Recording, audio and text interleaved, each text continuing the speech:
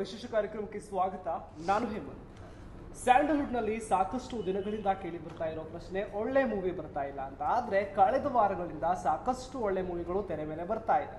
ಅದೇ ರೀತಿಯಲ್ಲಿ ನಮ್ಮೆಲ್ಲರನ್ನ ರಂಜಿಸಲು ಮತ್ತೊಂದು ಮೂವಿ ತೆರೆ ಮೇಲೆ ಬರೋದಕ್ಕೆ ಸಿದ್ಧವಾಗಿದೆ. ಅದೇ ಲಾಫಿಂಗ್ ಬುದ್ಧ. ಅದರಲ್ಲಿ ಮುಖ್ಯ ಪಾತ್ರದಲ್ಲಿ ಕಾಣಿಸಿಕೊಂಡಿರುವಂತಹ ಪ್ರಮೋದ್ ಶೆಟ್ಟಿ ಸರ್ ಇಂದು ನಮ್ಮೊಟ್ಟಿಗಿದ್ದಾರೆ. ಬನ್ನಿ, ಚಿತ್ರದ ಬಗ್ಗೆ ಸಾಕಷ್ಟು ವಿಚಾರವನ್ನ ಅವ್ರ ಜೊತೆ ಮಾತನಾಡ್ತಾ ಹೋಗೋಣ. ಸರ್, ಕಾರ್ಯಕ್ರಮಕ್ಕೆ ಸ್ವಾಗತ. ಥ್ಯಾಂಕ್ ಯು ಸರ್, ಹೇಗಿದ್ದೀರಿ? ಸೂಪರ್ ಆಗಿದೆ, ನೀವು ಹೇಗಿದ್ದೀರಿ? ಚೆನ್ನಾಗಿದೆ. ಎಸ್ ಸರ್, ಬುದ್ಧ ಅಂದ್ರೆ ಶಾಂತಿಯ ಸಂಕೇತ ಅಂತ, ಯಾವಾಗ್ಲೂ ಶಾಂತಿಯುತವಾಗಿರ್ತಾನೆ. ಆದ್ರೆ ನಿಮ್ಮ ಚಿತ್ರದ ಹೆಸರು ಲಾಫಿಂಗ್ ಬುದ್ಧ, ಯಾವಾಗ್ಲೂ ಲಾಫ್ ಆಗಿರುವಂಥದ್ದು. ಇದ್ರದ ಒಳಾರ್ಥ ಏನು? ಅಂದರೆ ಸಿನಿಮಾದ ಒಳಗಿರುವಂಥ ಪಾತ್ರ ಗೋವರ್ಧನ ಅನ್ನುವಂಥ ಪಾತ್ರ ಏನಿದೆ, ಅವನು ಫಿಸಿಕಲಿನೂ ಲಾಫಿಂಗ್ ಬುದ್ಧ ಥರ ಇರ್ತಾನೆ, ಮೆಂಟಲಿನೂ ಲಾಫಿಂಗ್ ಬುದ್ಧ ಥರ. ಅಂದರೆ ಲಾಫಿಂಗ್ ಬುದ್ಧ ಏನು ಮಾಡ್ತಾನೆ ಅಂದರೆ ಖುಷಿನ ಸ್ಪ್ರೆಡ್ ಮಾಡ್ತಾನೆ, ನಗುನ ಸ್ಪ್ರೆಡ್ ಮಾಡ್ತಾನೆ. ಸೊ ಆ ಖುಷಿನ ನಗುನ ಇವನು ಕೂಡ ಇವನು ಸ್ಟೇಷನಲ್ಲಿ, ಇವನ ಮನೆ ಸುತ್ತಮುತ್ತ, ಇವನು ಗೆಳೆಯರಿಗೆ ಅಥವಾ ಇವನು ಮಾಡುವಂಥ ಕೆಲಸದಲ್ಲಿ ಎಲ್ಲದರಲ್ಲೂ ಆ ಸ್ನೇಹನ, ಆ ಖುಷಿನ, ನಗುನ ಸ್ಪ್ರೆಡ್ ಮಾಡ್ತಾ ಇರ್ತಾನೆ. ಹಾಗಾಗಿ ಇವನು ಗೋವರ್ಧನ ಸಿನಿಮಾದಲ್ಲಿ ಲಾಫಿಂಗ್ ಬುದ್ಧ. ಕಾಮಿಡಿ ಮತ್ತೆ ವಿಲನ್ ಪಾತ್ರಗಳಲ್ಲಿ ಹೆಚ್ಚಾಗಿ ಕಾಣಿಸ್ಕೊಳ್ತಾ ಇದೆ. ಇದೇ ಮೊದಲ ಬಾರಿಗೆ ಮುಖ್ಯ ಭೂಮಿಕೆಯಲ್ಲಿ ಅಂದ್ರೆ ಮುಖ್ಯ ಪಾತ್ರದಲ್ಲಿ ಬಂದಿದ್ದೀರಾ, ಹೇಗನ್ನಿಸ್ತಿದೆ? ಖುಷಿ ಆಗ್ತಿದೆ. ಅಂದರೆ ಎಲ್ಲರಿಗೂ ಹೇಳ್ತಿದ್ದೆ, ಅದೇ ಪ್ರೀವಿಯಸ್ಲಿ ಒಂದು ಪ್ರೆಸ್ ಮೀಟಲ್ಲೂ ಅದನ್ನೇ ಹೇಳಿದೆ. ಅಂದರೆ ಪೋಷಕ ನಟ ಮಾಡಿದಾಗ ಒಂದು 8-10 ಸೀನ್ ಸಿಗ್ಬೋದೇನೋ, ಬಟ್ ಇಲ್ಲೊಂದು 50 ಸೀನ್ ಸಿಕ್ಕಿದೆ. ಅದಕ್ಕಿಂತ ದೊಡ್ಡ ವ್ಯತ್ಯಾಸ ಅಂತ ನನಗೆ ಏನು ಅನ್ಸಲ್ಲ. ಯಾಕಂದರೆ ನಾವು ಯಾವ ಪಾತ್ರಕ್ಕೆ ಆದರೂ ಅಷ್ಟು ತಯಾರಿನ ಮಾಡ್ಕೊಳ್ಳೇಬೇಕು, ಮಾಡ್ಕೊಂಡೇ ಮಾಡ್ಕೋತೀವಿ. ಸೊ ಈ ಪಾತ್ರಕ್ಕೂ ಕೂಡ ಅಷ್ಟೇ ತಯಾರಿ ಹೋಗಿದೆ. ಸೊ ಆ ತಯಾರಿ ಮಾಡ್ಕೊಂಡಾಗ ಅದು 10 ಸೀನ್ ಆದರೂ ಅಷ್ಟೇ, 50 ಸೀನ್ ಆದರೂ ಅಷ್ಟೇ, ನಮಗೆ ಅದನ್ನು ಎಷ್ಟರ ಮಟ್ಟಿಗೆ ಬೇಕಾದರೂ ತೊಗೊಂಡೋಗುವಂಥ ಸಾಧ್ಯತೆ ಇರುತ್ತೆ ಪಾತ್ರಗಳನ್ನ. ಸೊ ಹಂಗಾಗಿ ಆ ಜವಾಬ್ದಾರಿನ ನಿಭಾಯಿಸಿದ್ದೀನಿ ಅಂತ ಅಂದ್ಕೊಂಡಿದ್ದೀನಿ. ಸಿನಿಮಾ ನೋಡಿದ್ಮೇಲೆ ಜನ ಹೇಳ್ಬೇಕಷ್ಟೇ ಹೇಗೆ ಬಂದಿದೆ ಅಂತ. ಡೈರೆಕ್ಟರ್ ಮತ್ತೆ ಪ್ರೊಡ್ಯೂಸರ್ ಹೇಳಿ ಕೇಳಿ ನಿಮ್ಮ ನೆಚ್ಚಿನ ಗೆಳೆಯರು, ಅದರಿಂದ ಸಿನಿಮಾ ಚೆನ್ನಾಗಿ ಬರಲಿ ಅಂತ ಡೈರೆಕ್ಟರ್ ಜಾಸ್ತಿ ಕಾಟ ಕೊಟ್ರ ಅಥವಾ ಪ್ರೊಡ್ಯೂಸರ್ ಜಾಸ್ತಿ ಕಾಟ ಕೊಟ್ರ? ಇಲ್ಲ, ನಮ್ಮದ್ರಲ್ಲಿ ಕಾಟ ಕೊಡುವಂಥ ಜನ ಅಲ್ಲ ಇಬ್ರು. ಬಟ್ ಸ್ಟಿಲ್ ಏನಾಗುತ್ತೆ ಅಂದರೆ, ರಿಷಬ್ ಯಾವತ್ತು ಒಂದ್ಸರಿ ಪ್ರೊಡಕ್ಷನನ್ನು ಸ್ಟೋರಿ ಎಲ್ಲ ಅಪ್ರೂವ್ ಮಾಡಿ ಡೈರೆಕ್ಟರ್ ಮೇಲೆ ಒಂದು ಕಾನ್ಫಿಡೆನ್ಸ್ ಬಂತು ಅಂದಮೇಲೆ ಅವನು ಆ ಕಡೆ ತಲೆ ಹಾಕಕ್ಕೆ ಹೋಗಲ್ಲ. ಯಾಕಂದರೆ ಆ ಡೈರೆಕ್ಟರ್ದು ಫ್ರೀಡಮ್ನ ಹಾಳು ಮಾಡಬಾರ್ದು ಅಂತ.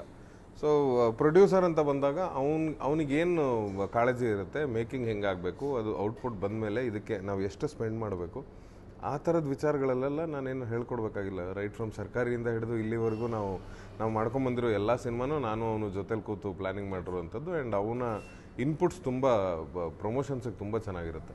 ಸೊ ಹಾಗಾಗಿ ಅವನ ಇನ್ಪುಟ್ಸನ್ನು ತೊಗೊಂಡು ಮಿಕ್ಕಿದ್ದನ್ನೆಲ್ಲ we are putting on places.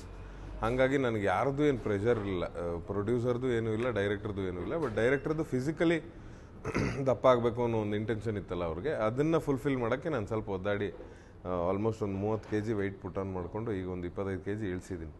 ಮತ್ತೆ ಸರ್, ಸಿನಿಮಾ ಆದ್ಮೇಲೆ ಮತ್ತೆ ಇಳಿಸಿದ್ದೀನಿ. ಹೌದು ಸರ್. ರಿಷಬ್ ಶೆಟ್ಟಿ ಬಗ್ಗೆ ಮಾತಾಡಲೇಬೇಕು. ಈಗ ನ್ಯಾಷನಲ್ ಅವಾರ್ಡ್ ಕೂಡ ಬಂದಿದೆ, ಎಷ್ಟು ಖುಷಿ ಇದೆ ಸರ್? ತುಂಬ ಖುಷಿ ಇದೆ. ಅಂದರೆ ನಿಮ್ಮ ಗೆಳೆಯಂಗೆ ನ್ಯಾಷನಲ್ ಅವಾರ್ಡ್ ಬಂತು ಅಂದಾಗ ಇಡೀ ಕರ್ನಾಟಕನೇ ನಮಗೆ ಬಂದಿದೆ ಅವಾರ್ಡು ಅನ್ನೋ ಥರ ಫೀಲ್ ಮಾಡ್ತಿದ್ದಾರೆ. ಅಂಥದ್ರಲ್ಲಿ ನಾನು ನನ್ನ ಫೀಲಿಂಗ್ ಹೇಳಲಿಲ್ಲ ಅಂದರೆ ತಪ್ಪಾಗ್ಬಿಡುತ್ತೆ. ಅಂದರೆ ನನಗೆ ಬಂದಂಗಿದೆ ಅದು. ಅಂದರೆ ಅವನಿಗೆ ಬರೋದು ಬೇರೆ ಅಲ್ಲ, ನಮಗೆ ಬರೋದು ಬೇರೆ ಅಲ್ಲ ಅನ್ನೋ ಥರ. ಸೊ ಅಷ್ಟು ಖುಷಿ ಇದೆ. And he deserves it. Sir, ಟ್ರೇಲರನ್ನು ನೋಡಿದಾಗ ಸಿನಿಮಾ ಪೂರ್ತಿ ಒಂದು ಪೊಲೀಸ್ ಠಾಣೆ, ಪೊಲೀಸ್ ಕಾನ್ಸ್ಟೇಬಲ್ಗೆ ಸಂಬಂಧಪಟ್ಟಂತೆ ಇದೆ ಅನ್ಸುತ್ತೆ. ಒಬ್ಬ ಕಾನ್ಸ್ಟೇಬಲ್ ಜೀವನ ತೋರಿಸೋದಕ್ಕೆ ಹೊರಟಿದ್ದೀರಾ, ಹೇಗೆ? ಹೌದು, ಖಂಡಿತವಾಗ್ಲೂ. ಅಂದರೆ ನಿಮಗೆ ನೋಡಿ, ಎಲ್ಲ ಹೈಯರ್ ಆಫೀಸರ್ಸ್ಗಳದ್ದು ಕತೆಗಳನ್ನೇ ತಗೋತಾರೆ. ಅಂದರೆ ನೀವು ರೈಟ್ ಫ್ರಮ್ ಸಾಂಗ್ಲಿಯಾನಿಂದ ಹಿಡಿದು ಇಲ್ಲಿವರೆಗೂ ಪೊಲೀಸಿನ ಸಿನಿಮಾಗಳು ಏನು ಸಾವಿರಾರು ಸಿನಿಮಾ ಬಂದಿದೆ, ಎಲ್ಲದರಲ್ಲೂ ಎಲ್ಲರೂ inspector, sub inspector, IG, DG ಈ ಥರದ ದೊಡ್ಡ ಪಾತ್ರಗಳನ್ನೇ ಕ್ರ್ಯಾಕ್ ಮಾಡ್ತಾ ಹೋಗಿದ್ದಾರೆ. ಶಶಿಕುಮಾರ್ ಅವ್ರದ್ದು ಹಳೆ ಸಿನಿಮಾಗಳು ಬರ್ತಿತ್ತು, ಇಬ್ಬರು ಹೆಂಡಿರ ಮುದ್ದಿನ ಪೊಲೀಸು, ಆಮೇಲೆ ಇನ್ನೊಂದು ಪೊಲೀಸನ ಗಂಡ, ಆ ಥರದ್ದೇನೋ ಸಿನಿಮಾ. ಅದರಲ್ಲೆಲ್ಲ ಕಾನ್ಸ್ಟೇಬಲ್ ಕ್ಯಾರೆಕ್ಟರ್ಸ್ನ ತೋರಿಸ್ತಾ ಬಂದಿದ್ದಾರೆ, ಅವರ ಫ್ಯಾಮಿಲಿಗಳನ್ನ ತೋರಿಸ್ತಾ ಬಂದಿದ್ದಾರೆ. ಅವೆಲ್ಲ ಹಾಸ್ಯ ಭರಿತ ಸಿನಿಮಾಗಳು. ಸೊ ಆ ಜಾನರ್ ಎಲ್ಲೋ ಮಿಸ್ ಆಗಿತ್ತು ಅನ್ಸುತ್ತೆ, ಅದನ್ನು ಫುಲ್ಫಿಲ್ ಮಾಡ್ತಾ ಇದ್ದೀವಿ ಈ ಸಿನಿಮಾ ಮೂಲಕ. ಸರ್, ಇನ್ನು ಸಿನಿಮಾದಲ್ಲಿ ಮುಖ್ಯವಾಗಿ ಒಂದು ವಿಚಾರವನ್ನು ಇಟ್ಕೊಂಡು ಪೂರ್ತಿ ಸಿನಿಮಾ ಕತೆ ಇರೋ ಥರ ಇದೆ, ಹೊಟ್ಟೆ. ಗಂಡಸರಲ್ಲಿ ಇತ್ತೀಚಿನ ದಿನಗಳಲ್ಲಿ ಕಾಮನ್ ಆಗಿಬಿಟ್ಟಿದೆ ಹೊಟ್ಟೆ ಬರುವಂಥದ್ದು. ಇದನ್ನೇ ಮುಖ್ಯವಾಗಿ ಇಟ್ಕೊಂಡಿದ್ದೀರಾ, ಹೇಗೆ? ಹೌದು. ಅಂದರೆ ವೆಯ್ಟ್ ಗೈನ್ ಯಾಕೆ ಆಗ್ತಾರೆ ಪೊಲೀಸವರು? ಯಾಕಂದರೆ ಟ್ರೈನಿಂಗಲ್ಲಿದ್ದಾಗ ಅವರು ಆ ಫಿಸಿಕ್ ಇರಲ್ಲ. ಟ್ರೈನಿಂಗಲ್ಲಿದ್ದಾಗ ಫಿಟ್ ಆ್ಯಂಡ್ ಫೈನ್ ಆಗಿರ್ತಾರೆ. ಬಟ್ ಡ್ಯೂಟಿಗೆ ಜಾಯ್ನ್ ಆದಮೇಲೆ ಯಾಕೆ ಆ ಫಿಸಿಕಿಗೆ ಬರ್ತಾರೆ, ಯಾಕೆ ಹಂಗೆ ಚೇಂಜ್ ಆಗ್ತಾರೆ? ಅಂದರೆ ಅವ್ರಿಗೆ ಏನೇನು ಪ್ರೆಷರ್ಸ್ ಇರುತ್ತೆ ಅದನ್ನು ತೋರ್ಸೋಕೆ ಹೊರಟಿರೋ ಸಿನಿಮಾ. ಮೆಂಟಲ್ ಪ್ರೆಷರ್ ಹೇಗಿರುತ್ತೆ, ಫಿಸಿಕಲಿ ಅವ್ರ ಕೆಲಸಗಳು ಹೇಗಿರುತ್ತೆ, ಟೈಮಿಗೆ ಸರಿಯಾಗಿ ಊಟ ಮಾಡೋಕ್ಕಾಗಲ್ಲ, ಮನೆಗೆ ಹೋಗೋಕ್ಕಾಗಲ್ಲ, ಆ್ಯಂಡ್ ತುಂಬ ಕಡೆ ಹೇಳ್ತಿರ್ತೀನಿ ನಾನು. ಅಂದರೆ ಪೊಲೀಸವ್ರಿಗೆ ಹೆಂಗೆ ಅಂದರೆ, ನಿಮಗೆ ಈಗ ನೋಡಿ, ದಿನ ಬೆಳಗ್ಗೆ ನೀವೆದ್ದು ನೀವು ಕೆಲಸಕ್ಕೆ ಅಂತ ಹೊರಟಾಗ, ಮನೇಲಿ ದೇವ್ರಿಗೆ ಕೈ ಮುಗಿದು ಆಚೆ ಹೊರಟಾಗ ನೀವು ಮೀಟ್ ಮಾಡೋದೇ ಎಲ್ಲ ಪಾಸಿಟಿವ್ ಪೀಪಲ್ನ. ಸೊ ಚಾನಲ್ಗೆ ಬರ್ತೀರಾ ಅಥವಾ ಆಫೀಸಿಗೆ ಬರ್ತೀರಾ, ಅಲ್ಲಿ ಮ್ಯಾನೇಜರು, ಇನ್ನೊಬ್ಬರು, ಮತ್ತೊಬ್ಬರು, ಕೊಲೀಗ್ಸು ಎಲ್ಲರ ಜೊತೆ ನಗ್ನಗ್ತಾ ಖುಷಿಯಾಗಿರ್ತೀರ. ಬಟ್ ಅವ್ರು ಹೆಂಗೆ ಅಂದರೆ, ದಿನ ಬೆಳಗ್ಗೆ ಕೈ ಮುಗಿದು ಹೋಗೋದೇ ಸೀದಾ ಸ್ಟೇಷನ್ಗೆ. ಅಲ್ಲಿ ಸಿಗೋದೇ ಕೊಲೆಗಾರ, ಅಲ್ಲಿ ಸಿಗೋದೇ ರೇಪಿಸ್ಟು, ಅಲ್ಲಿ ಸಿಗೋದೇ ಯಾರೋ ಒಬ್ಬ ಹೊಡೆದಾಡ್ಕೊಂಡು ಬಂದಿರೋವಂಥವ್ರು. ಅಂದರೆ ಕಂಪ್ಲೀಟ್ಲಿ ಆ ನೆಗೆಟಿವ್ ಎನರ್ಜಿನ ಫೇಸ್ ಮಾಡೋವಂಥ ಪೊಲೀಸವರು. ಸೊ ನಾವು ತುಂಬ ಈಸಿಯಾಗಿ ಕ್ಲೇಮ್ ಮಾಡಿಬಿಡ್ತೀವಿ ಅವ್ರ ಬಗ್ಗೆ. ಬ್ಯಾಡ್ ವರ್ಡ್ಸ್ ಯೂಸ್ ಮಾಡ್ತೀವಿ ಅಥವಾ ಅವ್ರನ್ನ ಬೈಕೋತೀವಿ. ಇದನ್ನೆಲ್ಲ ಮೀರಿ ಅವ್ರದ್ದೇ ಆದಂಥ ಒಂದಿಷ್ಟು ಜೀವನ ಇದೆ ಅವ್ರಿಗೆ. ಅವರು ಮನುಷ್ಯರೇ ಅಲ್ಲ, finally they are humans. So ಅದನ್ನು ತೋರ್ಸಕ್ಕೆ ಹೊರಟಿರುವಂಥ ಕತೆ. ಬುದ್ಧನಿಗೆ ಜ್ಞಾನೋದಯ ಆಗಿದ್ದು ಬೋಧಿ ಮರದ ಕೆಳಗಡೆ. ಈ ಬುದ್ಧನಿಗೆ ಎಲ್ಲಿ ಜ್ಞಾನೋದಯ ಆಯಿತು? ಈ ಬುದ್ಧನಿಗೆ ಇನ್ನೂ ಜ್ಞಾನೋದಯ ಆಗಿಲ್ಲ, ದಡ್ಡ ಆಗಿದ್ದೀನಿ ನಾನು. ಅಂದರೆ ಸಿನಿಮಾದಲ್ಲಿ ಸರ್, ಸಿನಿಮಾದಲ್ಲಿ ಜ್ಞಾನೋದಯ ಯಾವಾಗ ಆಗುತ್ತೆ ಅಂದರೆ, ಅವನ ಫಿಸಿಕಲ್ ಟಾಸ್ಕ್ ಮೇಲೆ ಪ್ರೆಷರ್ ಬಿದ್ದಾಗ. ಅಂದರೆ ಅವನ ಕೆಲಸ ಅವನ್ನ ಡಿಮೋಟ್ ಮಾಡ್ತಾರೆ. ಅವನು ಹೆಡ್ ಕಾನ್ಸ್ಟೇಬಲ್ ಜಾಗದಿಂದ ಅವನ್ನ ಸ್ಟೇಷನಲ್ಲಿರುವಂಥ ಜವಾಬ್ದಾರಿಯಿಂದ ಕೆಳಗಡೆ ಇಳಿಸ್ತಾರೆ. ಆವಾಗ ಜ್ಞಾನೋದಯ ಆಗುತ್ತೆ ಅವನಿಗೆ. ಅಂದರೆ ನಾನು ತೂಕ ಇಳಿಸ್ಬೇಕು, ನಾನು ಇದ್ರ ಬಗ್ಗೆ ಗಮನ ಕೊಡಬೇಕು ಅನ್ನೋದು ಜ್ಞಾನೋದಯ ಆಗುತ್ತೆ. ಸಿನಿಮಾಗಾಗಿ ತೂಕ ಹೆಚ್ಚಿಸಿ ಸಿನಿಮಾದಲ್ಲೇ ತೂಕ ಇಳಿಸ್ಬಿಟ್ಟಿದ್ದೀರಾ ನೀವು? ಸಿನಿಮಾದಲ್ಲಿ ಇಳಿಸಿ ಅದು ಹೇಳಿದ್ರೆ ಕ್ಲೈಮ್ಯಾಕ್ಸ್ ಹಾಳಾಗ್ಬಿಡುತ್ತೆ. ಸೊ ಬಟ್ ಎಸ್, ಸಿನಿಮಾಗಾಗಿ ಏರಿಸಿದ್ದೀನಿ, ಈಗ ಸದ್ಯಕ್ಕೆ ಇಳಿಸಿದ್ದೀನಿ. ಎಸ್, ಇನ್ನು ಲಾಫಿಂಗ್ ಬುದ್ಧ ಸಿನಿಮಾ ನಿಮ್ಮ ಮುಂದೆ ಬಂದಾಗ ಇದನ್ನು ನಾವು ಮಾಡಬೇಕು ಅಂತ ಏನಕ್ಕೆ ಅನಿಸ್ತು? ಸುಮಾರು ಹೇಳ್ತಿದ್ದೆ ಅಂದರೆ, ಸುಮಾರು ಒಂದು 25 ಸಿನಿಮಾಗಳು ನಾನು ಪೊಲೀಸ್ ಕ್ಯಾರೆಕ್ಟರ್ ಮಾಡಿದ್ದೀನಿ. 25 ಫಿಲಮ್ಸಲ್ಲೂ I have tried something doing different. 25 ಒಂದೇ ಥರ ಮಾಡಲಿಲ್ಲ. ನಾನು ಬೇರೆ ಥರದ್ದೇನೋ ಪ್ರಯತ್ನ ಮಾಡ್ತಿರ್ತೀನಿ. ಬಟ್ ಈ 25 ಸಿನಿಮಾಗಳಲ್ಲಿ ನಾನು ಇವತ್ತರೆಗೂ ಕಾನ್ಸ್ಟೇಬಲ್ ಪಾತ್ರ ಮಾಡಿಲ್ಲ. ಸೊ ಫಸ್ಟ್ ಥಿಂಗ್ ಅದು ನನಗೆ ಎಕ್ಸೈಟ್ ಮಾಡಿದ್ದು, ನಾನು ಕಾನ್ಸ್ಟೇಬಲ್ಲ ಅಂತ. ಸೊ ಸೆಕೆಂಡ್ ಥಿಂಗ್ ನನಗೆ ಎಕ್ಸೈಟ್ ಮಾಡಿದ್ದು, ಆ ವೆಯ್ಟ್ ಪುಟ್ ಆನ್ ಮಾಡಿ ಆ ಚಾಲೆಂಜ್ ಇತ್ತಲ್ಲ, ಇದೊಂದು ಪಾತ್ರ ಮಾಡಬೇಕು ಲಾಫಿಂಗ್ ಬುದ್ಧದು, ವೆಯ್ಟ್ ಪುಟ್ ಆನ್ ಮಾಡಬೇಕಾ, ಹೌದಾ, ಆಗುತ್ತಾ, ಆಗಲ್ವಾ, ಈ ಥರದ್ದೆಲ್ಲ ಪ್ರಶ್ನೆಗಳ ನಡುವೆ ಇಲ್ಲ ಮಾಡ್ತೀನಿ ಗುರು ಅಂತ ಒಂದು ಡಿಸೈಡ್ ಮಾಡಿದ್ದು ಅಂಥದ್ದಿರ್ಬೋದು. And the third thing is, ಇಡೀ ಸಿನಿಮಾದಲ್ಲಿ ವೈ ಇಟ್ಸ್ ಡಿಫ್ರೆಂಟ್ ಅಂದರೆ, ನಾನು ಯಾವತ್ತೂ ಅಷ್ಟು ಮುಗ್ಧನಾಗಿ ಕಾಣಿಸ್ಕೊಂಡಿಲ್ಲ ಯಾವುದೇ ಸಿನಿಮಾದಲ್ಲೂ. ಎಲ್ಲ ಸಿನಿಮಾದಲ್ಲೂ ಸ್ವಲ್ಪ ರಫ್ ಆ್ಯಂಡ್ ಟಫ್ ಆಗೇ ಇದ್ದೀನಿ. ಇಲ್ಲ ಕಾಮಿಡಿ ಮಾಡಿದ್ರೂ ಸ್ವಲ್ಪ ಜೋರಾಗಿ ವಾಯ್ಸ್ ಎಲ್ಲ ಕೂಗಾಟ ಕಿರ್ಚಾಟನೇ ಇರುತ್ತೆ. ಈ ಇಡೀ ಸಿನಿಮಾದಲ್ಲಿ ಎಲ್ಲೂ ಕೂಡ ಆ ಥರದ ಸನ್ನಿವೇಶಗಳಿಲ್ಲ.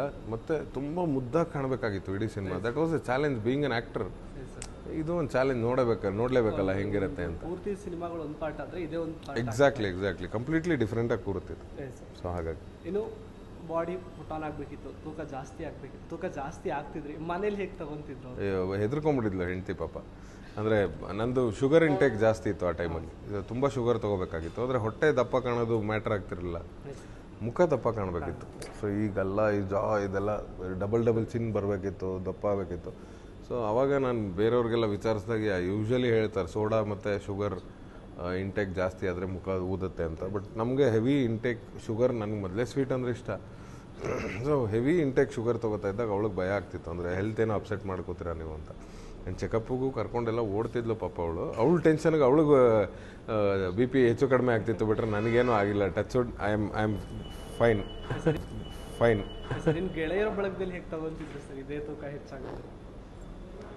ಗೆಳೆಯರ ಬಳಗದಲ್ಲಿ ತೊಗೋತಿರಲಿಲ್ಲ, ರೇಗಿಸ್ತಿದ್ರು ಅಷ್ಟೇ. ಅದೇ ಯಾವ ರೀತಿ ರೇಗಿಸ್ತಿದ್ರು ಅಂದರೆ ಇವಾಗ ಮಜಾ ಮಾಡ್ತಿದ್ದೆ ಮಗನೇ, ಏರ್ಸು ಅಂತ. ಯಾಕೆ ಅವ್ರು ಯಾವಾಗಲೂ ಕೇಳೋರು, ಏನು ಎಂಥ ಶೆಟ್ರ್ ಇಷ್ಟಪ್ಪ ಆಗಿದ್ದೀರಾ ಅಂತ. ನಾನು ಅದಕ್ಕೆ ಇಲ್ಲ ನಂದು ಲಾಫಿಂಗ್ ಬುದ್ಧ ಶೂಟ್ ಇದೆಯಲ್ಲ, ಅದಕ್ಕೋಸ್ಕರ ಕ್ಯಾರೆಕ್ಟರ್ಗೆ ಗೇನ್ ಮಾಡ್ತಾಯಿದ್ದೀನಿ ಅಂತ. ಅವಾಗ ರೇಗಿಸ್ತಾ ಇದ್ರು ಎಲ್ಲರೂ. ಈಗ ಹೇಳು ಸುಮ್ಮನೆ ಸುಳ್ಳು ಕ್ಯಾರೆಕ್ಟರ್ಗೆ ರೈಸ್ ಮಾಡ್ತಾಯಿದ್ದೀನಿ, ಆಮೇಲೆ ನಿಂಗೆ ಇಳ್ಸೋಕ್ಕಾಗಲ್ಲ ನೋಡು, ಆವಾಗ ಮಾತಾಡ್ತೀನಿ ಅಂತಂದು. So I took as challenge. Shooting ಮುಗ್ದಿದ್ದ ದಿನಾನೇ ಭರತ್ಗೆ ಕೇಳಿದೆ, ಭರತ್ರೆ ಇವತ್ತಿಂದ ಏನಿಲ್ಲ ಅಲ್ವಾ ಅಂದೆ. ಇನ್ನೇನಿಲ್ಲ ಸರ್, ಕುಂಬಳಕಾಯಿ ಹೊಡೆದಿದ್ದೀವಿ, ಇನ್ನೇನಿದ್ರು ಪೋಸ್ಟ್ ಪ್ರೊಡಕ್ಷನ್ ಅಷ್ಟೇ ಅಂತ. ಸೊ ಥ್ಯಾಂಕ್ ಯು ಅಂತೇಳಿ ಅವತ್ತಿಂದ ಐ ಸ್ಟಾರ್ಟೆಡ್ ಮೈ ಸ್ಟ್ರಿಕ್ಟಾಗಿ ಡಯಟ್ ಶುರು ಮಾಡಿದೆ. ಒಂದು 6ರಿಂದ 7 ತಿಂಗಳಲ್ಲಿ ಇಳಿಸಿದೆ. ಸರ್, ನೀವು ಕೊನೆಯದಾಗಿ ಲಾಫಿಂಗ್ ಬುದ್ಧ ಸಿನಿಮಾವನ್ನು ಪ್ರೇಕ್ಷಕರು ಯಾಕೆ ನೋಡಬೇಕು? ಅಂದರೆ ನಗೋದಕ್ಕೋಸ್ಕರ ನೋಡಬೇಕು, ಖುಷಿಗೋಸ್ಕರ ನೋಡಬೇಕು. ಯಾವುದೇ ಸಿನಿಮಾ ಆಗಲಿ ನಾವು ಎಂಟರ್ಟೈನ್ ಮಾಡೋದಕ್ಕೋಸ್ಕರನೇ ಮಾಡೋದು ನಿಮ್ಮನ್ನು. ಸೊ ನಿಮ್ಮನ್ನು ಈ ಸಿನಿಮಾದಲ್ಲೂ ಎಂಟರ್ಟೈನ್ ಮಾಡುವಂಥ ಪ್ರಯತ್ನ ಮಾಡಿದ್ವಿ.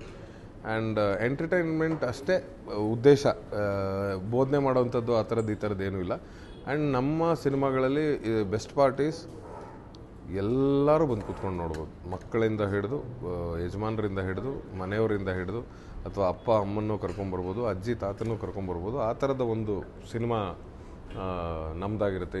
ಯಾವತ್ತೂ ರಿಷಬ್ ಶೆಟ್ಟಿ ಫಿಲಮ್ಸಿಂದ ಬಂದಂಥ ಸಿನಿಮಾಗಳು ನಿಮ್ಮನ್ನು ಡಿಸಪಾಯಿಂಟ್ ಮಾಡಿಲ್ಲ. ರೈಟ್ ಫ್ರಮ್ ಕಿರಿಕ್ ಪಾರ್ಟಿಯಿಂದ ಹಿಡಿದು ಕಾಂತಾರದವರೆಗೂ ಡಿಸಪಾಯಿಂಟ್ ಮಾಡಿಲ್ಲ. ಸೊ ಈ ಸಿನಿಮಾನು ಡಿಸಪಾಯಿಂಟ್ ಮಾಡಲ್ಲ ಅಂತ ಧೈರ್ಯವಾಗಿ ಹೇಳ್ಕೊಬೋದು. ಸರ್ ಕೊನೆಯದಾಗಿ ಒಂದು ಸೆಗ್ಮೆಂಟ್, ಯಾ ಈಗ ನಾನು ಒಂದಷ್ಟು ಕ್ವಶನ್ಗಳನ್ನ ಕೇಳ್ತೀನಿ, ಅದೆಲ್ಲದಕ್ಕೂ ನೀವು ತಪ್ಪು ಉತ್ತರನೇ ಕೊಡಬೇಕು. ಓಕೆ, ಇಲ್ಲ ಅಂದರೂ ತಪ್ಪೇ ಹೇಳೋದು ನಾನು. ಓಕೆ ಸರ್, ಬುದ್ಧನ ಹುಟ್ಟು ಸ್ಥಳ ಯಾವುದು? ಮೇನ್ ಬುದ್ಧ, ಲಾಫಿಂಗ್ ಬುದ್ಧ ಅಲ್ಲ. ಬುದ್ಧನ ಹುಟ್ಟು ಸ್ಥಳನಾ? ಭದ್ರಾವತಿ. ಪಕ್ಕನ 100%. 100%. ಸರಿ ಸರ್, ಇವಾಗ ರಿಯಲ್ ಆನ್ಸರ್ ಇದೆ ಸರ್. ಬುದ್ಧನ ಹುಟ್ಟು ಸ್ಥಳ ಯಾವುದು? ಹಾಂ, ಲುಂಬಿನಿ ಗಾರ್ಡನ್. ಇನ್ನು ನೆಕ್ಸ್ಟ್ ಕ್ವಶನ್ ಇದೆ, ಬುದ್ಧನ ಸಾಕು ತಾಯಿ ಯಾರು? ಅಂದರೆ ಎನಿಥಿಂಗ್, ಸೀತಾ, ವನಿತಾ, ಆರತಿ, ಭಾರತಿ. ಬೌದ್ಧಿಸ್ಟ್ ಸರ್, ಸೀತಾ ಎಲ್ಲ ಬರಲ್ಲ. ಓ, ಬೌದ್ಧರ ಹೆಸರು ಬೇಕಾ? ಓಕೆ ಸರ್, ರಿಯಲ್ ನೇಮ್ ಹೇಳ್ಬಿಡಿ. ಓ, ಗೌತಮ ಬುದ್ಧ, ಗೌತಮಿ ಪುತ್ರ. ಓಕೆ, ಹಾಂ. ಬುದ್ಧನ ನಿಜವಾದ ಹೆಸರು?